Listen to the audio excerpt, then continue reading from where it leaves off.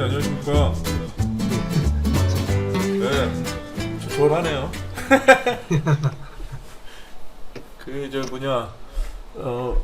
일주일 동안 별일 없으셨어요? 별일 예. 뭐 별일 있으면 안 되지만 어쨌든. 예. 아, 제가 지금 코로나 걸려갖고요. 아, 진짜요? 아, 예. 예. 지금 자가격리 아. 3일째 하고 있습니다. 요새는 며칠 하죠? 일주일 하나요? 예, 일주일 합니다. 아, 근데 이게 제가 지난주에 이게 어디 현장이라고 말하기 좀 그렇고 어디 건설 현장에 갔는데 거기가 이제 거의 막바지예요 지금. 아, 막바지니까 또 더더군다나 그 발주자가 좀 이렇게 쪼이나 봐요. 예. 공기를 좀, 왜냐면 그간에 코로나 때문에 예상치도 못하게 현장을 좀 쉬고 막 이래가지고 아, 늦어지면 안 된다. 공기를 맞춰라. 뭐 이렇게 압박을 주나 봐요. 그러니까 시공사에서 지금 막 밀어붙여서 하고 있는데 이제 제가 가서 이제 그런 얘기했죠. 이럴 때 사고 난다 이거. 괜히 그 며칠 그거 맞추려고 하다가 이거 사고 한 번 나면 저기 현대산업개발 봐라. 4천 몇백억 좀 토해내게 생겼다 지금. 예, 맞습니다. 물론 뭐 그 정도 규모의 뭐 현장은 아니지만 뭔가 하여튼 급하면 사고 나니까 좀 그렇게 안 하는 게 좋겠다 그렇게 했는데 요새 오늘은 몇 명 나왔나요? 확진자가? 보진 않았는데 봐보겠습니다. 그래도 한 40만 명 이상 막 나오잖아요 지금. 아, 그렇죠. 예, 사실. 그러다 보니까 그 현장에서도 그게 공사 금액이 원래는 처음에 시작할 때는 800억이 안 됐던 공사 현장이었는데 계속 올라와가지고 이제 안전관리자, 보건관리자 해가지고 3명 이상 있는 데예요. 아, 근데 다 확진된 거예요 지금. 현장은 돌아가야 되고 발주자 측에서는 계속 공기를 맞춰달라고 하고, 그러니까 시공사도 사실 뭐 1군 건설하긴 한데 뭐 거기 맞춰서 막 하긴 해야 되는데 안전보건 스태프 자체가 막 이 확진이 돼 버리니까 와 갔는데 진짜 공사하는 거 이렇게 보는데 와 가관이더라고요. 예, 맞습니다. 좀 니한테 오는 큰일 게 나겠는데? 뭐 이런 게 생각이 들 정도로 소위 말해서 한 40만 명 정도 나오면 정말 주변에 웬만한 사람 확진자 한두 명씩 다 있겠구나 이런 생각이 또 들고, 예, 맞습니다. 이게 또 아이러니가 좀 그런 것 같지 않아요? 우리나라가 K방역이라 그래서 굉장히 잘했던 그런 나라였는데 그건 굉장히 공으로 좀 생각해 볼 만하지만 아이러니하게 너무 사람들이 이제 방역 체계라든가 이런 것들에 대한 준수, 사회적 거리두기부터 시작해가지고 이런 거 너무 철저하게 잘하다 보니까 우리나라 특히나 수도권하고 거의 여건이 비슷한 네. 다른 나라의 대도시에서는 벌써 엔데믹 와서 지금 이제 마스크 푼다고 막 그러는데 우리는 지금 이제 막 피크 정점에 하고 가고 있는 거 아니에요? 예, 맞습니다. 자, 이게 그러니까 참 여러 가지 상황이 이게 진짜 모든 어떤 업적이나 이런 건 다 후대가 평가한다는 게 맞는 것 같은 게 이게 또 예상치도 않게 잘 했는데 지금 이렇게 돼가고 있는 것 같아가지고 좀 아이러니한 그런 게 좀 있는 것 같습니다. 그 3일째 그러면 집에만 계시는 거예요? 아, 예, 지금 저희 처하고 애들하고 다 지금 집에 있습니다. 그러면 어떻게 저기 만약에 식료품이나 뭐가 떨어지면 어떻게 되는 거예요? 일단 저기 요즘에는 뭐 쿠팡 이런 게 너무 잘 돼 있어갖고 오. 예, 주문하면은 바로 뭐 새벽에도 배송 오고 해갖고요. 진짜 먹는 거는 요새 문제 없습니다. 쿠팡 새벽 배송이 진짜 많더라고요. 예, 그렇죠. 저 보통 연구실에서 집에 가면 새벽 1시 정도 되는데 그때 항상 쿠팡차가 와 있어요. 예, 맞습니다. 그만큼 사람들이 많이 시키니까 또 그리고 또 그렇죠. 그 관련된 기사분하고 이제 어떻게다가 좀 얘기할 일이 있어서 얘기했더니 오히려 새벽 배송이 좀 편하다 그러더라고 어떤 면에서. 그렇죠. 일단 길이 안 막히고 네. 그리고 그 직접 그 배송할, 그러니까 소비자라 그럴까요? 네, 소비자. 전화가 안 오고 아, 너무 편하다고. 편하죠. 잠 못 자는 거 빼고는 참 좋다고 길 안 막히고 이래가지고 뭐 그런 얘기 하더라고요. 박민호 학원님 안녕하세요. 네, 안녕하세요. 예예. 비디오가 안 나옵니다. 네, 지금 잠깐 이제 들어와가지고 저 지금 정리하고 있어가지고. 아, 예, 예, 예. 진성민 학우님 안녕하세요. 아, 우리 또 저기 해버지 오셨네. 해외 축구의 아버지 박지성님이 오셨네요. 안녕하세요. 박지성 학우님 안녕하세요. 안녕하세요. 네, 기다리고 있었잖아요. 안 보여가지고 나갔다 다시 들어왔습니다. 네, 아이패드로 저기 강의 듣고 다 하시나봐요. 아니요. 강의는 컴퓨터로 듣는데 컴퓨터 웹캠을 따로 제가 안 사가지고 이런 줌이나 이런 거 할 때는 아이패드 활용하고 있습니다. 아, 아이패드 좋죠. 제가 진짜 아이패드를 누구한테 선물 받았어요. 아이패드 에어 1을 몇 년 전에. 근데 처음에 그 아이패드를 딱 쓸 때 그런 생각이었죠. 이거 아이폰 키워놓은 건데 굳이 뭐 쓸 필요 있나 이렇게 생각했었는데 이게 쓰다 보니까 활용도가 완전히 다른 거예요. 맞아요. 태블릿 활용도가 네, 그러니까 되게 요즘은 아이러니하게 더 좋은 것 같습니다. 아이폰 쓰다가 아이패드 쓰다가 맥북 샀다가 이제 애플 계열로 쭉 다 샀는데 이렇게 쓰다 보니까 또 호환성이 안 좋지 않습니까? 애플 제품들이 또 뭐 특정 프로그램 돌릴 때 되게 좋은데, 그러니까 이게 뭔가 이게 범용 프로그램 돌릴 때 좋은데, 가령 예를 들면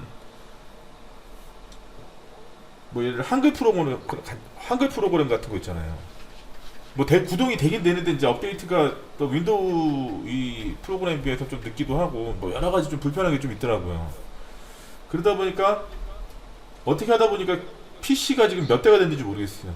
하다 보니 여기서 이거 했다가 저기서 했다가 막. 그리고 또 아이패드를 이제 막 쓰는데 그 커버라 그러나요? 아이패드 커버 이거 3단으로 접혀가지고 뒤로 이렇게 해가지고 이렇게 딱. 네네네. 케이스. 네, 그거 잘 썼었는데 그것도 계속 쓰다 보니까 이게 내구성이 그렇게 안 좋더라고. 맞아요. 저는 한 1년 정도 쓰니까 애가 바꿔줘야 되겠는데 막 이런 생각이 들 정도로. 근데 또 없으니까 못 쓰겠는 거예요. 너무 불편한 거야 또. 어디 세워놓을 수가 없으니까. 근데 아는 지인이 저랑 회의한다고 저희 집에 되게 급하게 왔어요. 저랑 회의한다고. 굳이 안 와도 되는데 왔어. 그러니까 나도 고맙고 그래가지고 나름대로 막 반찬도 만들고 해가지고 막 대접도 하고 하는데 그 사람이 앉다가 있잖아요. 아이패드 방석인 줄 알고 그 위에 앉아버린 거예요. 나는 아이패드 디스플레이가 그렇게 약한지 몰랐어. 그냥 쫙! 앉았는데 쫙! 뭔 소리야? 딱 보니까 박살 났더라고. 근데 그 사람 일 때문에 나 때문에 우리 집까지 완전 물어다녔잖아. 수리비가 살 때 얼마 샀지? 선물 받았지. 근데 수리비가 40몇만 원이 나온 거예요. 뭐 배터리도 갈아야 되고. 네, 그 이후로 아이패드를 안 쓰고 있습니다.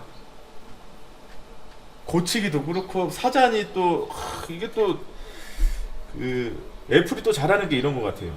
제품을 딱 살라고 마음 먹었는데 이 기본 사기 좀 그래. 근데 옵션 올리다 보면 이게 거의 뭐 아이패드로 막 이거저거 막 하다 보면 거의 맥 하나 값이야. 그러다 보면 막 이렇게 되는.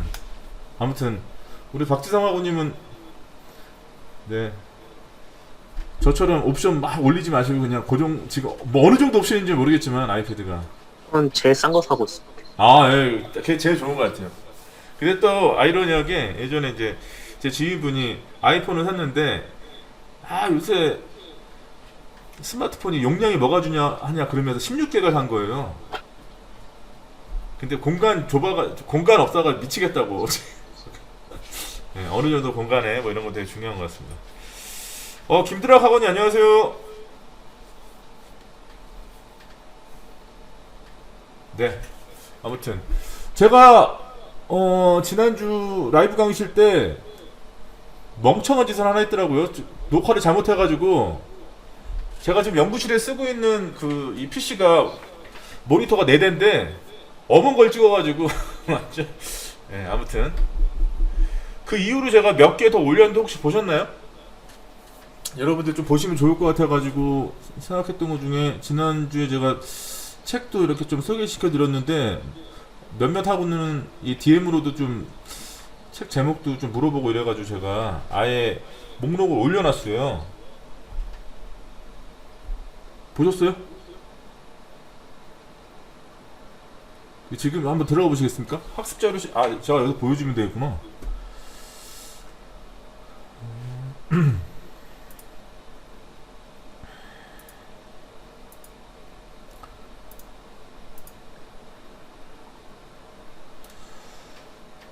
네, 지금 저기 제가 학습 자료에서 올라와 있는데 잘 안 보여. 너무 조그마죠?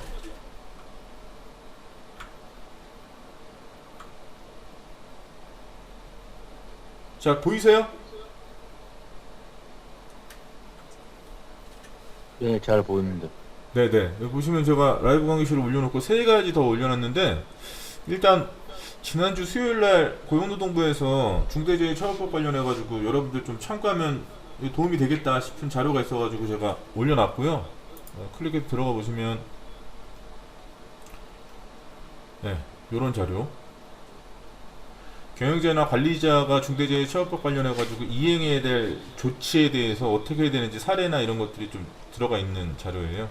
그리고 문서나 이런 것들도 여러분들이 좀 같이 취합해서 쓰면 좋을 만한 거를 제가 올려놨으니까, 여기 제가 저기 서식도 올려놨으니까 다운받아가지고 쓰시면 좋으실 것 같고, 한번 쭉 읽어보시고 언제 한번 기회 될 때 저희가 중대재해처벌법 관련해가지고 이야기 나누면 좋을 것 같아서 올려놨고요. 그 다음에 이게 제가 지난주에 이제 여러분들하고 얘기하다 보니까 안전학 관련해서, 안전보험 관련해서 좀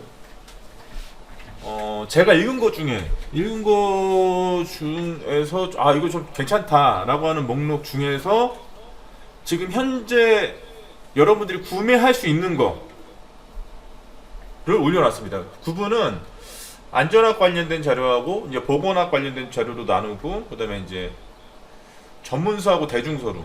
전문서 같은 경우는 아무래도 우리가 좀 이론적인 부분에서 여러분들이 향후에 어떤 내용에 대해서 이게 어디서부터 나왔지? 라고 하는 것이 궁금하셨을 때 좀 보면 도움이 될 만한 자료.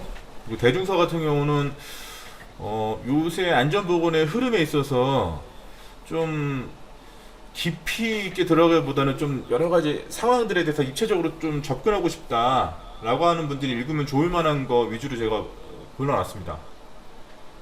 제 기준에서 올려놓은 거기 때문에 어쨌든 여러분들 이건 지금 다 판매가 되고 있는 거고요.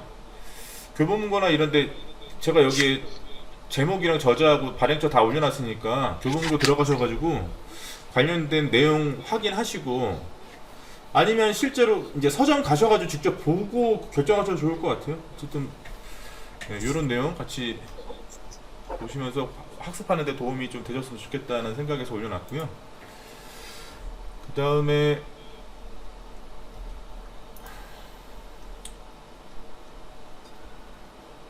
ESG 관련해가지고 좀 우리가 좀 요새 있어서 경영 화두로서 좀 굉장히 많이 적용받고 있는데, 우리가 안전을 이해하는 데 있어서도 실제 그 여러 가지 경영적인 부분이라든가 이런 부분들을 우리가 간과하고 이해를 못하지 않습니까?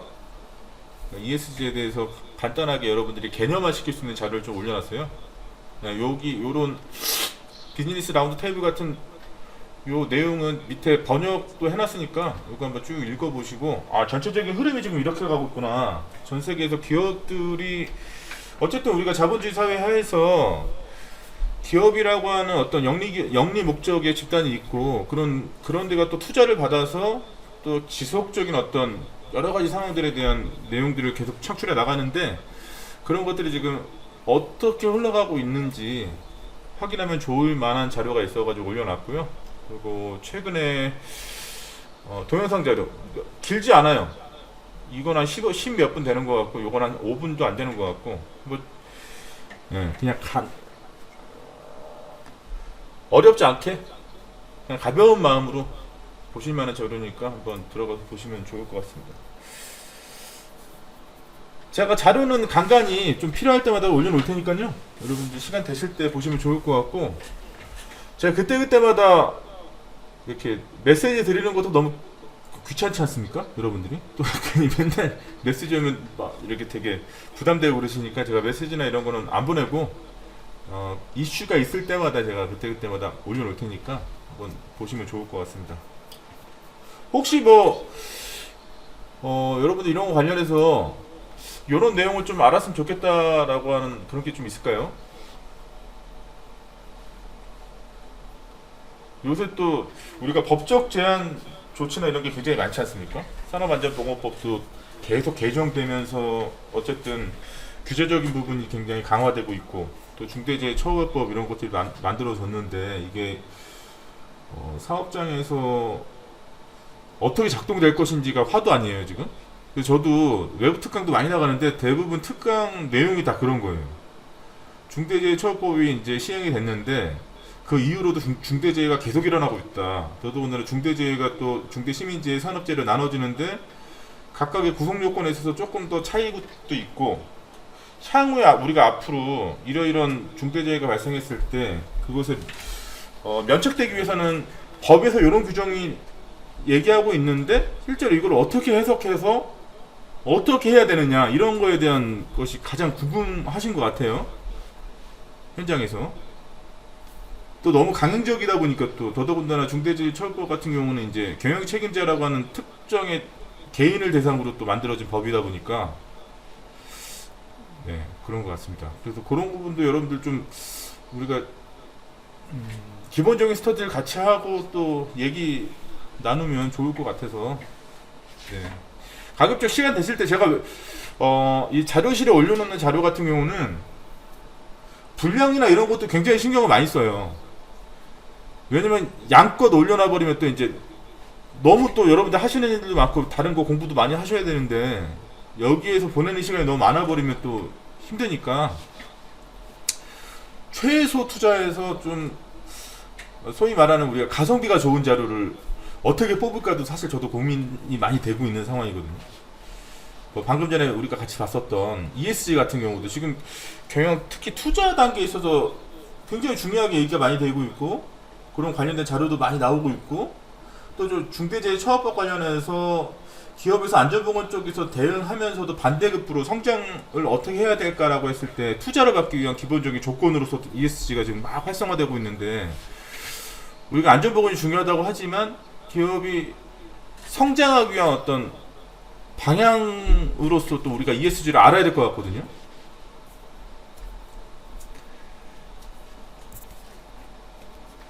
어떻게 생각하세요?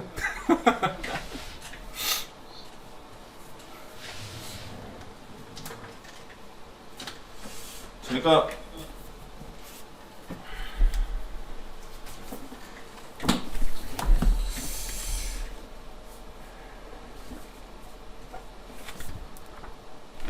이 책이 혹시 보이시나요?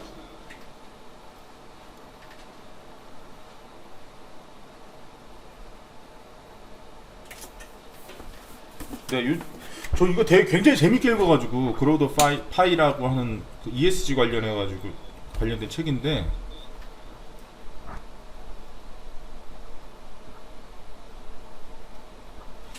이게 사실 원서거든요. 이게 번역된 책이 없어가지고 원서인데 이것도 같이 한번 시간 될 때 같이 볼까요?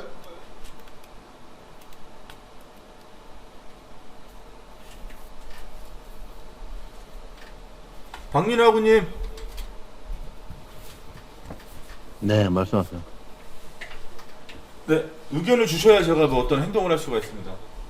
아, 아니면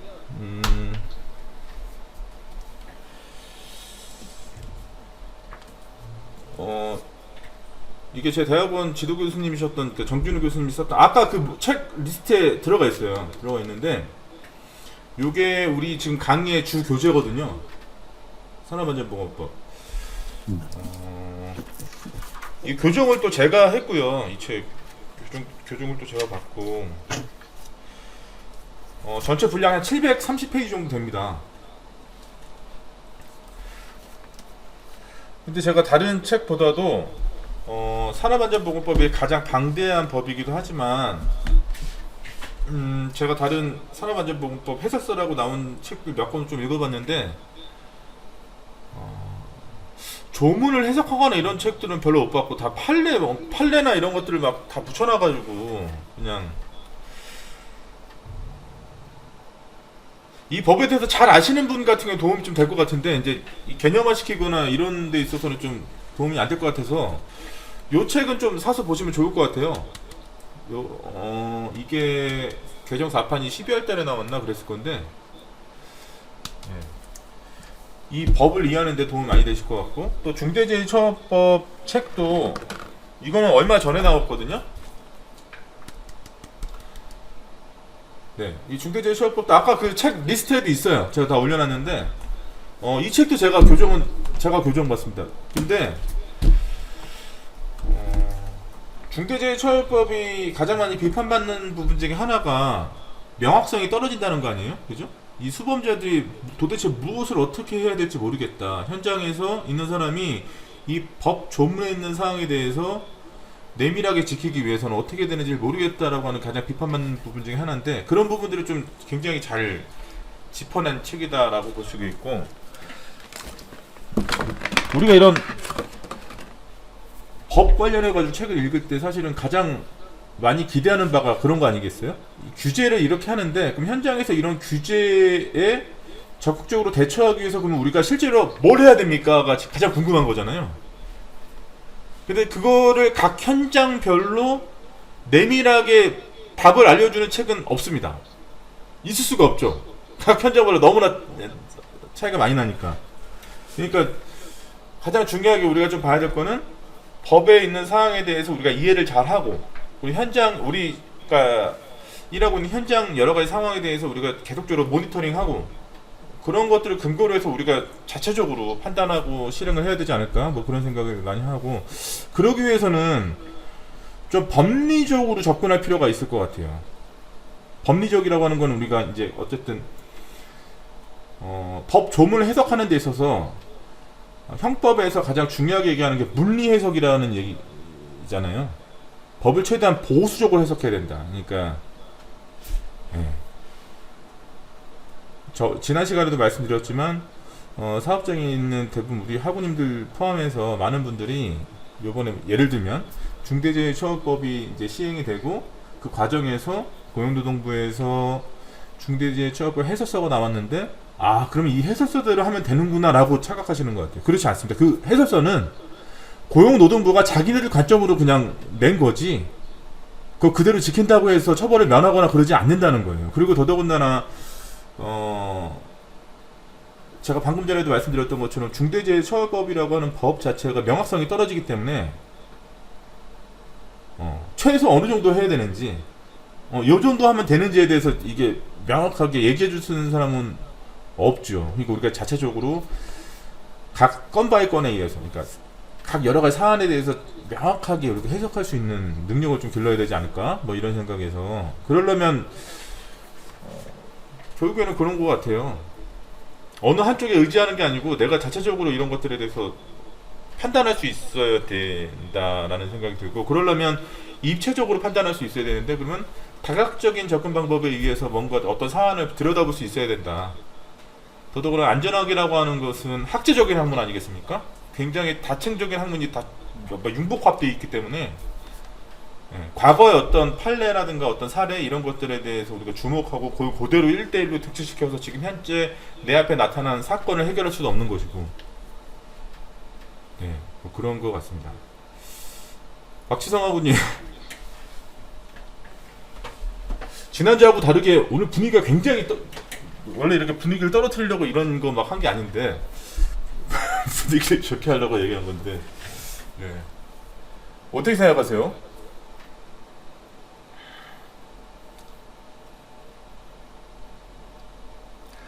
아니면 우리가 책을 하나 딱 이렇게 정해가지고 그거 갖고 우리가 좀 얘기하는 거 그건 괜찮을까요? 어떻게 생각하세요?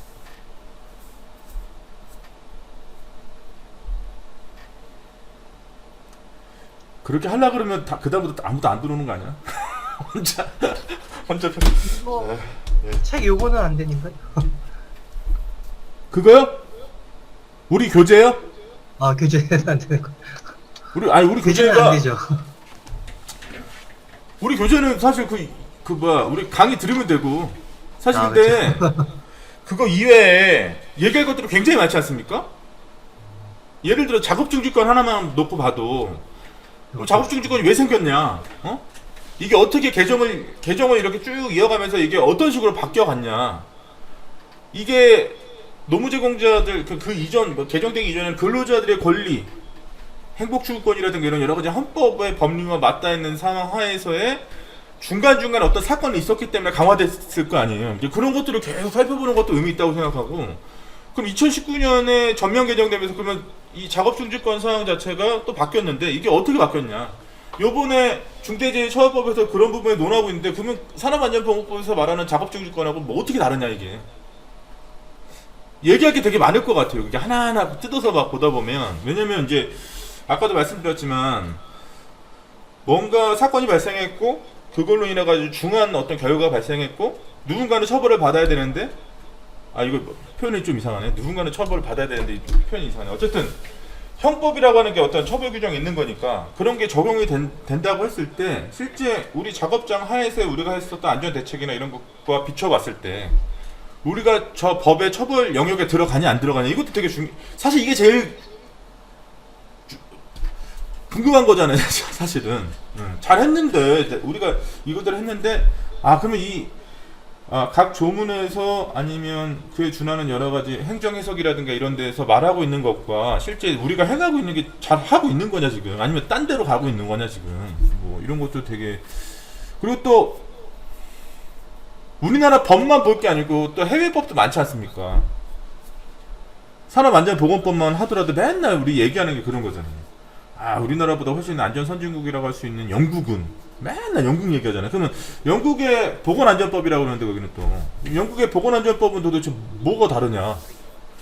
요번에 중대재해처벌법도 제정되는 데 있어서의 결정적인 모티브가 됐던 게 영국의 법인과시처벌법이라고 하는데 그럼 그거는 도대체 우리나라의 중대재해처벌법하고 어떤 차이가 있느냐 라든가 아니면 2007년에 제정돼서 2008년부터 거기서부터 시행됐다고 하는데 그러면 횟수로만 따져도 한 14년 지났는데 영국에서는 중대재해처벌법이 시행되고 난 다음에 사고나 뭐 중대재해나 이런 여러 가지 상황이 발생했는데 그러면 어떻게 처리가 돼가고 있냐 라든가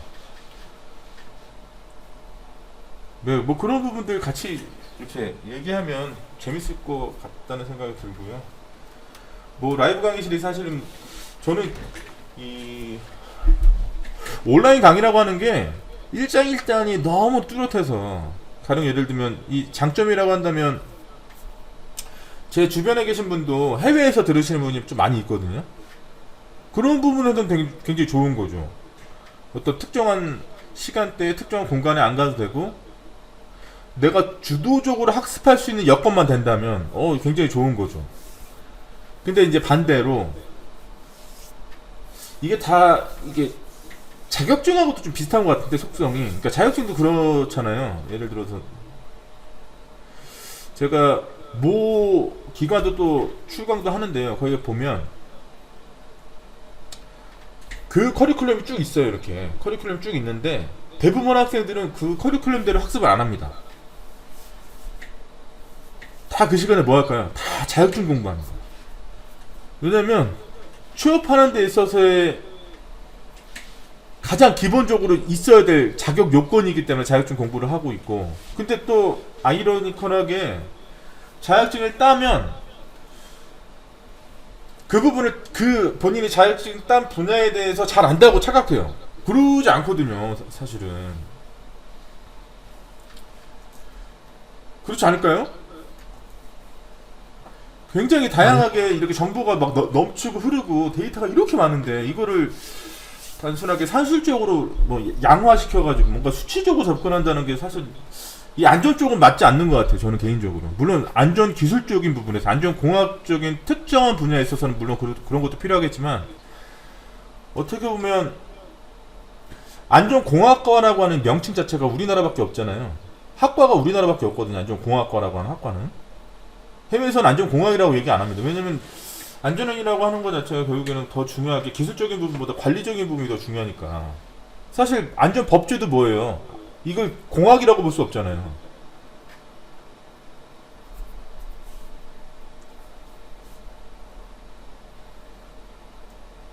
아 이거 나 혼자 또 나 지난번에도 얘기 다 하고 나서 거의 탈진했는데 같이 얘기했지.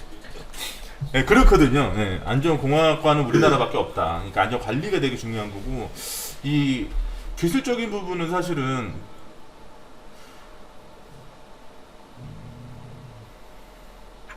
그 산업군의 판을 아예 바꿀 만한 신기술이나 이런 게 나오기가 힘들잖아요, 요새 이제. 그렇지 않을까요? 향후 10년 안에 사라질 직업 중에 대다수가 다 데이터 기반 산업이고 또 그런 얘기 많이 하지 않습니까? 그럼 우리가 인간이 가지고 있는 특성, 컴퓨터나 AI가 할 수 없는 거 그런 게 뭐가 있을까? 이렇게 생각해 보면 안전보건 쪽은 그런 게 굉장히 많은 것 같아요. 아이러니하게도.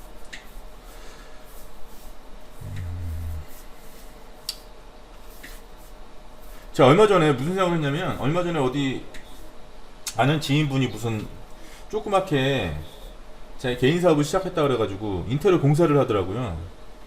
근데 저도 예전에 이제 그런 사업을 했던 경험이 많아가지고 몇몇 가지 도와줄 게 있어서 좀 갔었는데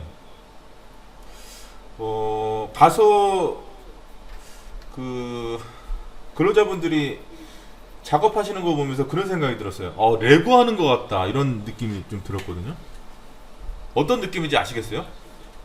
그래서 일하시는 분 일하는 걸 딱 보면서 레고 조립하는 것 같다는 느낌이 들었던 게 요새는 그 인테리어나 이런 것들도 웬만하면 이게 뭐랄까 커스터마이징이 너무 잘 돼서 나온다 그럴까? 그러니까 실제 목수분이 자르고 이런 거 별로 없고 가져와서 그냥 조립하고 그러다 보니까 공기도 굉장히 짧고 그리고 또 그분들이 사용하시는 그 장비들이 굉장히 좀 좋아졌잖아요. 쓰는 크기도 줄어들고 성능은 강력해지고 뭐 이런 것들이 굉장히 많아서 뭐 그런 것들을 보면서 어느 순간에 그런 생각을 하게 되더라고요. 요새는 거의 한 오후 한 4시 좀 넘으시면 다 퇴근하시던데 보니까 목수분들은 되게 굉장히 빨리 퇴근하시더라고요. 아침 7시에 작업 시작하셔가지고. 근데 불 끄고 나가면서 그런 생각을 했어요. 야 이게 이렇게 다 규격화 될 것 같으면 앞으로 조금만 더 발전하면 이거 로봇들이 공사하면은 뭐 공기가 2분의 1 이상으로 줄겠네. 왜냐면 걔네는 밤에 안 자도 되잖아. 계속 공사할 수 있잖아. 그냥 그거만 딱딱딱딱 이렇게 잘만 맞춰놓으면 뭐 그런 생각도 들었고. 야 그러면서 야 지금은 아파트 현장이나 이런데 내국인이 그렇게 없고 외국인들이 그렇게 많아서 난리라고 하는데 이것도 조금만 지나면 사람이 많이 필요하지 않을 수도 있겠는데 막 이런 생각도 좀 들고. 박지성 아버님 어떠세요? 지금 하시는 일하고 비교했을 때 뭐 상상하자면 그런 게 조만간은 아닐지라도 뭐 이렇게 좀 빨리 되지 않을까요? 것 같아요. 저희 회사도 지금 전부 다 자동화 시스템으로 전환하는 중이기도 하고 그러다 보니까 근데 아직까지는 저희가 필요로 하는 요건 수준이랑 프로그래밍에 좀 뭐라고 해서 디테일함이 조금은 차이가 있어가지고 그렇죠. 그 디테일함을 잡아가는 거는 또 회사에서는 저희의 몫이라고 하는데 저희가 프로그래밍까지는 할 수 없는 부분이다 보니까 이제 그 유관 이제 부서와 유관 업체이랑 많은 커뮤니케이션을 좀 하고 있긴 한데 네. 그래도 좀 문제점은 계속 나오고 있고 그리고 IT가 고도화가 되다 보니까 자기들끼리 좀 충돌을 해서 좀 에러가 좀 많이 발생을 하는 것 같더라고요. 문제도 조금 있습니다. 요즘에 저희도 자동화 시스템을 시작한 지가 몇 년이 안 된 상황이라서 그런 기술력을 다 갖고 있지는 못하기 때문에 이제 뭐 그거는 차츰 또 뭐 다 안정화해서 가야 되는 입장인데 근데 진짜 그렇게 딱 하니까 잘 돌아간다는 가정하에는 저희는 컨트롤룸에서 이제 DCS로 관리를만 하면 되는 입장이 되니 인력은 많이 필요가 없다라고 회사에서는 얘기를 하는 편이죠. 갑자기 저는 아직 안전 쪽은 아니고 예. 이제 조업자 입장에서 지금 일을 하고 있는 거죠. 갑자기 어떤 다큐멘터리가 딱 떠올랐어요. 혹시 그 권혁준 하고님 지난 학기에 제 수업 들으셨었나요? 죠? 네, 네. 그때 제가 그 뭐지? The Age of AI 그 다큐멘터리 저 올려드렸었죠. 그걸 잘 모르겠어요. 예.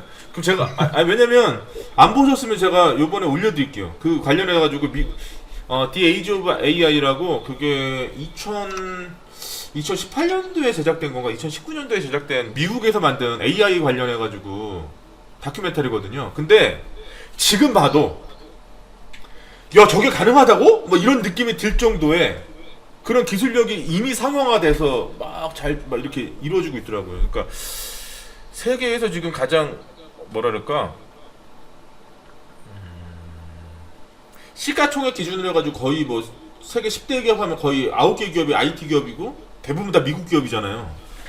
야 얘네가 IT 강국이라고 하는 게 얘네의 저변이나 이런 가능성이나 이런 게 굉장히 무섭다라는 생각이 들 정도로 제가 그거 올려드릴게요. 한번 보시면 그건 좀 분량이 좀 되긴 하는데 지금 제가 잠깐만요. 적어놔야 되겠네.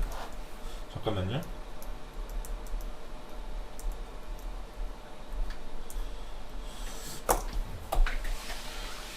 미국의 이제 보스턴 항구에서 하역 작업하는 것들은 이제 거기선 사람이 안 하거든요. 그걸 다 AI가 해요. 근데 너무나 잘 돌아가고 있고, 왜냐면 이런 부분에서 왜 이런 생각을 했냐면, 물론 미국에서도 주마다 적용하는 산업군이 다 다르고 아직 뭐 그런 단계긴 한데, 작년에 어떤 사건이 있었냐면 작년에 미국에서 물류대란이 났거든요. 팬데믹 때문에 하역할 사람이 없는 거예요. 그러니까 우리나라에서 수출했던 그 선박도 캘리포니아 항구가 거기 막 한 달째 그냥 지금 내리지도 못하고 바다 위에 떠 있고 막 그랬잖아요. 그리고 뭐 영국에서도 물류대란이 똑같이 나고, 물론 원인은 다르죠. 이제 그 그러니까 영국 같은 경우는 이제 브렉시트 때문에 실제로 원래는 그런 하역 작업이나 이런 것들을 난민이나 이런 사람들이 많이 했었는데 그런 인력들이 싹 사라지니까 이제 그런 것들이 잘 안 되고 그런 과정들 보면서 여러 가지 생각들을 했었는데, 만약에 이제 그런 것들이 다 자동화된다 그러면 그런 리스크는 없어지는 거죠. 그런 산업에 있어서의 그런 리스크, 그 팬데믹 하에서의 리스크라든가 아니면 이런 거는 완전히 사라지는 거고, 네, 그런 생각이 들었고, 지난 시간에 말씀드렸지만 그런 것들을 막 보면서 작년에 저는 이게 안전과 직접적으로 연관이 돼 있는가라고 뭐 얘기한다면 뭐 그렇지 않을 수도 있는데, 전 두 가지 사건이 굉장히 좀 인상 깊게 다가왔었거든요. 작년에 있었던 사건 중에서 그 중에 첫 번째가 요소수 사태였고, 요소수 사태가 잘 해결됐으니까 이게 물류 대란까지 안 왔지. 이게 만약에 해결 안 됐으면 어땠을까? 막 우스갯소리로 제가 저 지인분하고 그때 이렇게 대화 나눴을 때 지인분이 저한테 그런 얘기 했었어요. 그때 한창 요소 때문에 난리 났었는데 그때 뭐라 그랬냐면, 만약에 지금 현재 정부가, 그때는 이제 대통령 선거 하기 전인데 현 정부가 지금 요소수 이거 해결 못 하잖아? 그러면 대선 해머나 마나야 이건. 그 정도로 굉장히 좀 심각하지 않았습니까 그때? 더더군다나 우리나라에서 요소 쓰는 거 자체는 다 디젤차인데, 디젤차는 대부분 또 이 물류 이쪽에 아주 중추적인 역할을 하는 그런 부분인데, 그게 잘 해결됐으니까 지금 문제가 없지, 해결 안 됐으면 진짜 끔찍했을 뻔했고, 또 다른 사건 하나는 작년 10월쯤에 있었던 그 KT 통신 대란 사건 있었잖아요. 저는 그때 KT 통신사를 쓰고 있어가지고 저는 그때 그런 에러를 겪었었는데, 그거 보면서 여러 가지 생각이 굉장히 많이 들더라고요. 앞으로 이제 자동화되고 결국 컨트롤하는 데 있어서의 핵심 기능을 하는 거, 인프라에 있어서 가장 중요한 위치를 차지하는 게 통신 사업일 텐데, 야 이거 이렇게 에러 나버리면 더더군다나 이렇게 취약한가 이런 생각이 들었어요. 그러니까 미국에서도 물류 대란 났을 때도 야 미국이라는 나라가 저렇게 전 세계 넘버원 강국인데 이 팬데믹 하나에 저렇게 아무 힘도 못 써보고 저렇게 무너지나? 뭐 이런 생각도 들었고, 영국도 마찬가지고. 영국에서는 물류 대란 났을 때 주유소에서 기름 넣으려고 막 3시간 4시간 기다리고 서로 싸우고, 기름 조금 더 가져가려고 편의점에서 생수 사가지고 물 버리고 거기에 기름 받아가고 막 그래 그 정도였잖아요. 야 근데 우리나라도 IT 강국이고 5G를 선도한다고 그러는데 야 이거 만약에 진짜 통신 이거 완전 먹통되면 지금 할 수 있는 게 뭐가 있나? 왜냐면 가장 단적인 예로 저는 현금을 안 들고 다니거든요. 우리 다 그러지 않습니까? 저 현금 안 들고 다니는 지가 꽤 됐어요. 통신 안 돼봐요. 뭐 결제나 돼요? 아무것도 안 되지. 아무것도 할 수가 없잖아요. 뭐 KTX 멈춰봐요. 완전히 뭐 완전히 뭐 그냥 그렇게 되는 거 아닌가 뭐 이런 생각이 들어서 그런 여러 가지 상황들을 보면서 진짜 그 찰스 페로 교수가 얘기했던 정상사고 오늘날의 상황에는 너무나 서로 간에 긴밀하게 연결되어 있고 복잡하게 얽혀 있어서 단일 요소로 보면 아무것도 아니지만 그거 하나 에러 하나 딱 일어남으로 해가지고 전체 산업이 이 영향을 받는 이 심각성 자체가 커진다 이런 얘기 했었잖아요. 그런 거 보면서 야 점점점 그렇게 돼가고 있다 이런 생각이 들더라고요. 개인적으로 그건 산업 관점에서 봤을 때 또 그렇고 또 개인 관점으로도 생각해 봤는데 어제 제가 어떤 그 기사를 봤는데요. 거기 이런 얘기가 나오죠. MZ세대 얘기하면서 그렇게 힘들게 들어간 대기업도 박차고 나간다고. 그 공무원 지금 경쟁률이라 그러나? 경쟁률이 2018년대에 비해서 한 3분의 1 정도 확 떨어져 버렸다 그러더라고요. 그러니까 결국에는 산업의 어떤 패러다임이 바뀌는데 그 분기점이 되는 데 있어서 산업 자체에서 시작되는 경우도 있지만 그 구성원들 소위 말하는 지금 말했던 이렇게 이 구성원들의 의식 변화로 인해서 이렇게 바뀔 수도 있겠구나 이런 생각도 많이 들었고 그런 관점에서 요 책도 한번 도움이 많이 되실 것 같아요. 피로사회라고 하는 책인데요. 야 이게 굉장히 얇아가지고 몇 페이지야 이거 100페이지 정도밖에 120, 30페이지밖에 안 돼가지고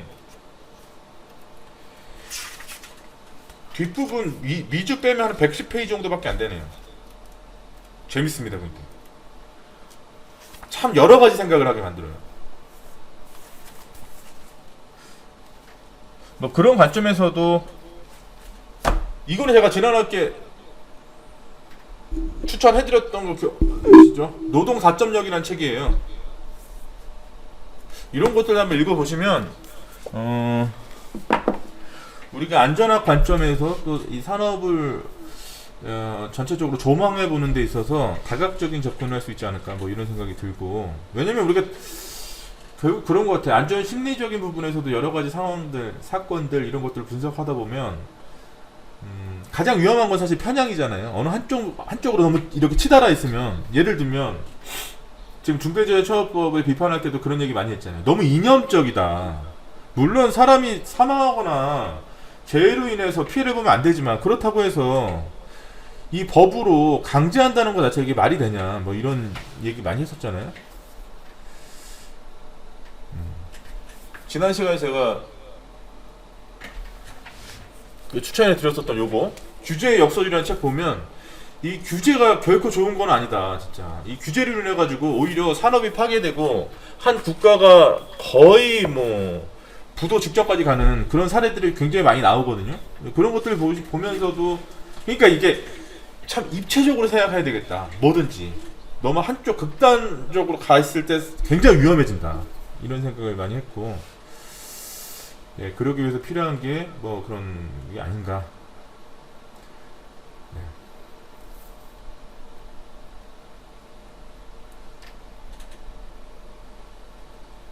정대관 하군요. 안녕하세요. 들어와 계신가요?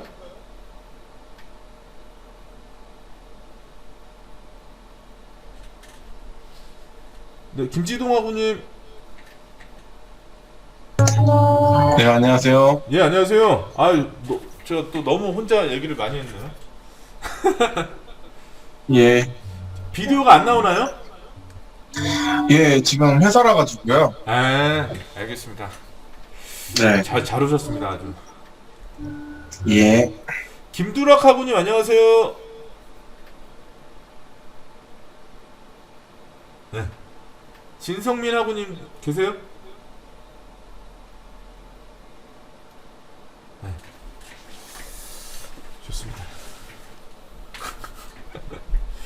여기 권혁중 하고님, 예. 그 저기 지금 자가격리 중이신데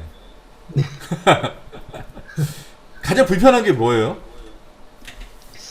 일단 뭐 운동 못하는 게 좀 제일 힘든 것 같습니다. 좀 갑갑하고.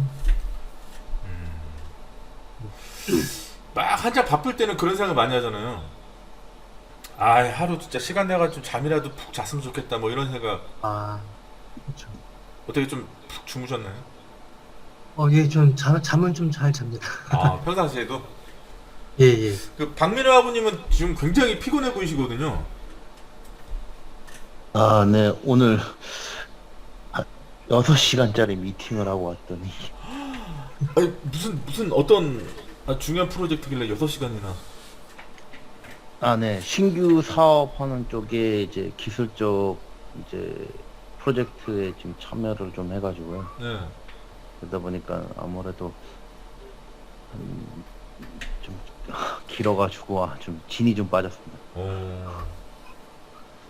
근데 그렇게 해가지고 딱 집에 오셨는데 좀 쉬어야 되는데 보니까 아드님이 좀 가만히 안 놔두나 봐요. 계속 와가지고. 아니, 그것도 있는데 요즘에 이제 그 장거리로 좀 출퇴근을 하고 있어가지고 직접 자가 운전하세요? 예, 일단 이번에 좀 회사를 옮기게 돼가지고 네. 좀 옮기게 된 회사에서 이제 신규 프로젝트를 하는데 좀 참여를 해달라 이래가지고 이제 그동안 하던 일을 좀 멈추고 이제 좀 새롭게 배울 것도 있고 좀 영향성을 좀 높이고 싶어가지고 이제 회사를 이직하면서 그렇게 하다 보니까 좀 이제 출퇴근을 좀 감안을 해야 돼서 좀 요즘 이제 한 2주 정도 됐거든요. 그러다 그 보니까 편도 얼마나 걸려요? 지금 옮기시는 회사가? 한 65km 정도. 편도? 네. 하루에 한 120km 정도 가고 있어요. 요새 기름값이 장난 아니던데? 네, 그래서 네. 이게 참 그런 게 그러니까 뭐라고 말씀을 드려야 되죠. 처음에는 이제 집을 좀 옮길 생각을 하고 있었었는데 네. 이게 또 그 신규 사업이 또 아직 지금 준비 단계인데 진행이 되면 또 타 지역으로 가다 보니까 그거를 전혀 모르고 있었어요. 그래가지고 이직할 때? 네네네 못 들었어요. 그거 되게 굉장히 중요한 거 아니에요? 그거? 네, 그래서 지금 그것 때문에 약간 혼란이 좀 오는 단계라 가지고 좀 난감한 상황입니다, 솔직히. 그러니까 당연히 옮기는 지금 있는 회사의 부지에서 당연히 신규 사업에 대해서 검토하고 진행하는 사업인 줄 알았는데 그래서 이제 새롭게 한번 도전해 보려고 갔던 건데 막상 가니까 부지 선정을 하는데 좀 완전 다른 지역으로 검토 중이더라고요. 그러다 보니까 이게 이사를 해도 문제고 안 해도 문제다 보니까 그러네요. 일단은 요즘에 좀 네네네 좀 난감해서 좀 어떻게 해야 되나 좀 일단은 또 뭐 고민 좀 하고 있습니다. 그것도 혼자시면은 그래도 고민이 좀 덜 될 텐데. 그죠? 아무래도 보셨겠지만 아직 애들이 좀 어려가지고 왔다 갔다 하고 막 이러다 보니까 아빠하고 한참 친할 때잖아요 지금. 네네 특히나 이제 큰애가 이제 초등학교 들어가서 지금 제일 좀 그런데 옮기게 되면 또 이제 한 1년 반, 2년 뒤에 또 그쪽으로 옮겨야 되는 상황이라서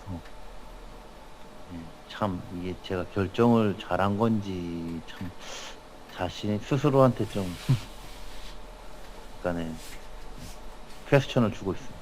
이럴 때는 해외 생활 또 많이 해보신 분한테 좀 조언을 얻으면 좋을 것 같은데 박지성 아버님은 어떻게 생각해서 이럴 때?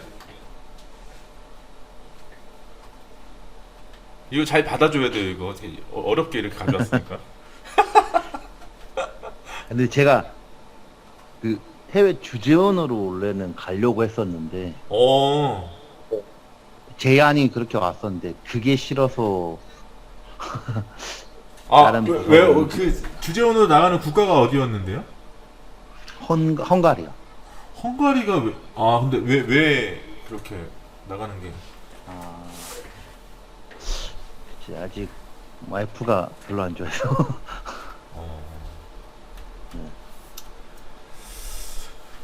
박지성 아버님 어떻게 생각합니까? 이런 상황에 대해서.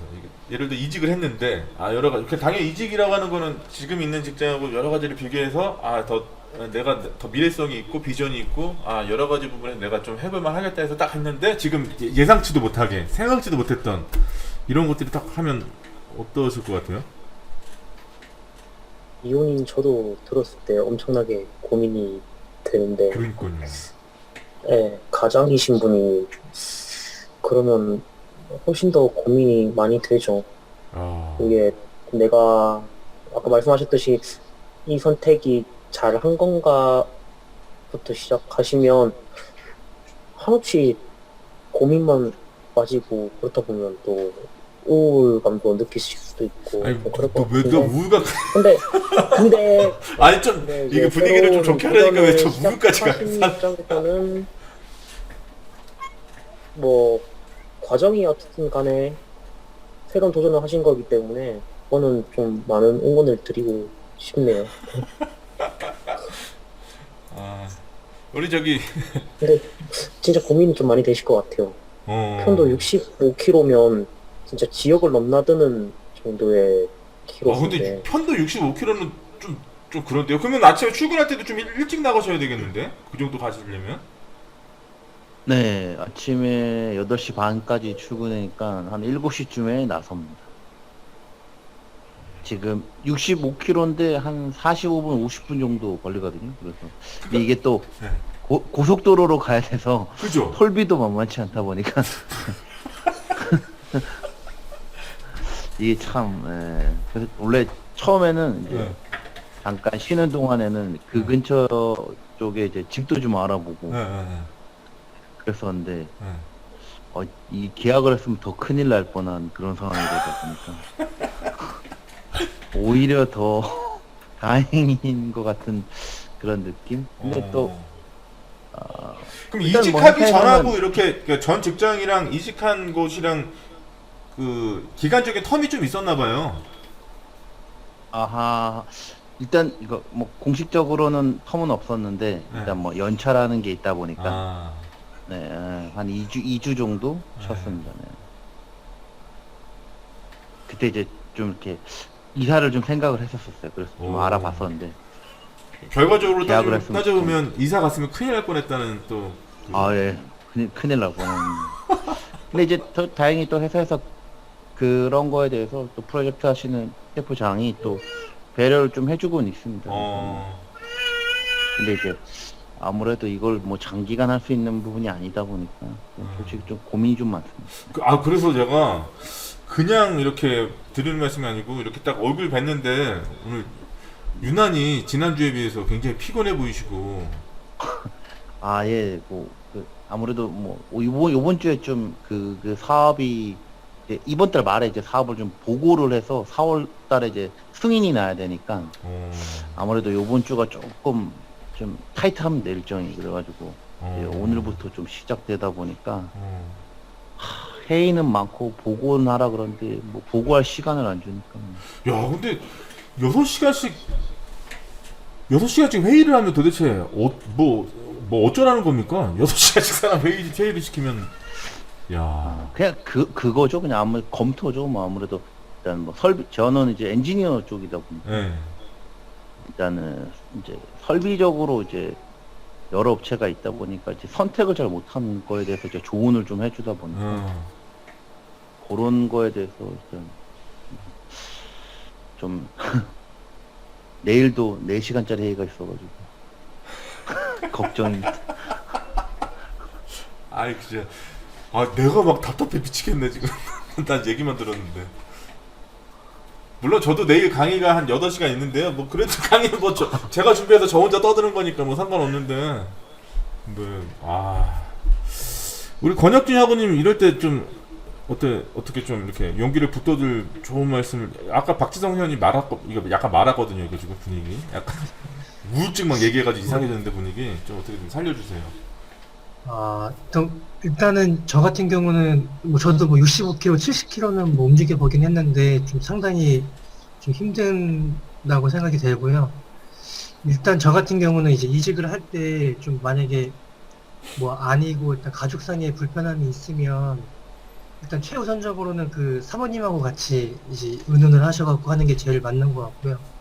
그다음에 저 같은 경우는 이제 비교표를 좀 짰습니다. 그래고 뭐 회사를 이동하기 전에 지금 제가 현재 놓여 있는 상태하고 그다음에 앞으로 뭐 가야 될 수 있는 그 회사하고 좀 비교표를 이렇게 목록에 적어 놓으면은 아무래도 좀 생각하는데 좀 도움이 될 수 있지 않을까. 아니 저기 권혁준 의원님 지금 이미 이직을 한 상태니까 아, 예. 지금 그 얘기 하는 거는 완전히 예. 내가 뭐 물건 제가 샀는데 봤을 때는 난 이거 좀 싸게 샀다고 생각했는데 갑자기 옆에서 그거 날 이런 거니까 얘기 좀 아, 예. 죄송합니다. 이미 이직을 하셨으니까 아, 그렇죠, 그렇죠. 뭐 제 불찰이 가장 큰 것 같아요. 좀 더 정확하게 컨택을 해봤어야 되는 건데 이제 그런 걸 솔직히 생각을 잘 못하고 있었어요. 그럼요. 그 디테일까지 어떻게 다 생각해요, 그거를.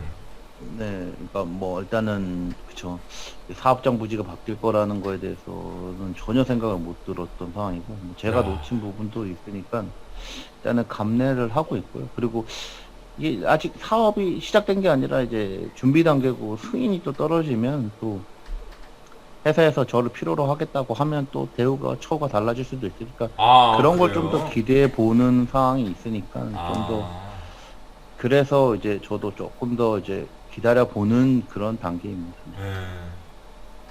근데 오늘 아까 딱 처음에 이렇게 화면 통해서 얼굴 이렇게 딱 뵀는데, 지난주 제가 딱 2번 뵀는데 지난주에 비해서 저는 저 술을 한잔 하신 줄 알고 얼굴이 좀 얼굴이 아닙니다. 일부러 이 수염을 좀 못 잘랐더니 근데 오늘 막 하긴 그런 거 아니어도 하루에 6시간씩 이렇게 회의하고 왕복 130km를 달리고 그러면 뭐 아유 진짜 오늘 참여해 주신 게 너무 감사드립니다. 진짜 그 힘든 너무 어려운 여건 속에서도 이렇게 참여하셔가지고 그것도 모르고 박지성 아버님은 우울증 온다는 소리를 하고 있고 권혁진 아버님 이미 저기 이직했는데 뭐 표를 짜려는도 이상한 네네. 막 약간 이상한 소리 하니까 제가 얼굴이 화끈거리네요. 아닙니다. 어차피 좀 뭐 아직 좀 아까도 말씀드렸듯이 뭐 좀 준비가 되고 시작이 되면 또 처우도 많이 좀 개선될 수 있을 것 같고, 좀 그런 희망을 걸면서 좀 이렇게 기다려 보면서 준비를 해야 되지 않을까 싶습니다. 갑자기 지금은 이제 MBC의 거의 대표 프로그램이 됐는데 거의 고정이고, 그 라디오스타라는 프로그램 있잖아요. 네네. 그게 초창기에는 이게 파일럿 프로그램으로 시작해가지고 그때 당시에 황금어장 무릎팍도사의 거의 뭐 2+1 정도 되는 뭐 그런 거였잖아요. 거의 방송 안 되는 날도 있고 방송 되는데 항상 마지막 멘트가 그거였거든요. 그때 당시에는 다음 주에 만나요 제발 이거였거든요. 오늘 마지막 인사를 제가 그걸 하고 싶네요, 우리 학우님한테. 다음 주에 라이브 강의에서 만나요 제발.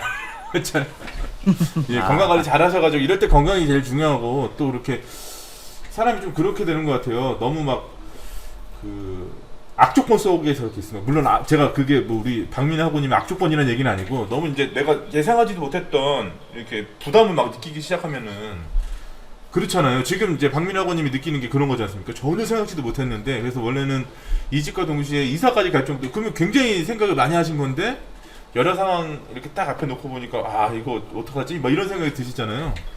그럴 때는 또 한 걸음 또 물러나서 한번 그 상황 자체를 그냥 관망해 보는 것도 한 방법 같아요. 왜냐면 이게 생각해가지고 해결되는 게 있고 안 되는 게 있는데, 제가 보기에는 이제 방금 전에 우리 박민하고님 말씀하셨던 것처럼 그 프로젝트가 시작되냐 안 되냐에 따라서 여러 가지 대우 상황부터 시작해가지고 다른 게 달라질 수 있으니까, 그때까지는 그냥 아이들하고 좋은 아빠, 좋은 친구 하시면서 이렇게 잘 이렇게 보내는 게 낫지 않을까. 네, 다음 주에는 제가 박지상 의원님하고 권혁진 의원님 들어오지 말라 그럴게요. 오늘 굉장히 좀 이상한 소리 해가지고. 아닙니다. 네. 근데 제가 또 좀 욕심이 있어서 또 지금 이제 안전관리자를 또 공부를 하고 있어서, 네네. 그 제가 원래는 전기 쪽을 지금 네. 한 11년 정도 했었는데, 네. 그 안전관리 쪽에도 좀 관심이 있어서 네.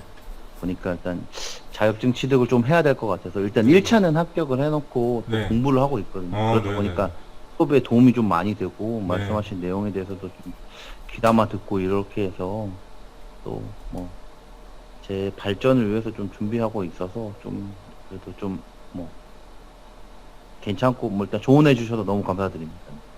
제가 보기에 저 두 분은 조언을 한 게 아니라 약간 빈정상하게 한 것 같아요. 내가 얼굴이 막 아닙니다. 빨개졌다니까.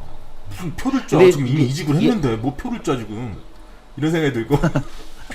아닙니다. 일단 말씀해 주신 것만으로 너무 감사드립니다. 네. 그러면 저기 우울증 걸리지 마시고요. 표를 한번 짜보세요. 지금부터라도. 예. 그런 생각입니다. 아무튼 저기 오늘 참여해주셔서 너무 감사드리고 그 제가 예. 이거 The Age of AI 관련해서 그거는 제가 학습 자료실 올려놓을게요.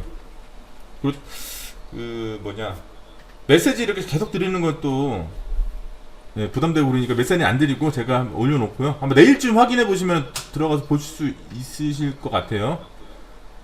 생각해보니까 나도 내일 8시간을 떠들어야 되네 어디 가서. 갑자기 피로가 몰려오네요. 아무튼 고생 많으셨고요. 다음 주 월요일날 또 라이브 강의실에 만나서 다양한 얘기 좀 나눴으면 좋겠습니다. 한 주 동안 이렇게 안전보건 관련 에피소드도 좋고 뭐 다른 거 우울증 걸리는 얘기도 좋고 뭐 자가격리 벗어난 얘기도 좋으니까 그런 에피소드 잘 갖고 이렇게 하셔가지고 다음 주에 또 만나서 얘기하면 좋을 것 같아요. 박지성 학우님 오늘 고생 많으셨습니다. 안녕히 계세요. 다음 주에 만나요. 안녕히 계세요. 고맙습니다. 감사합니다. 안녕히 계세요. 네.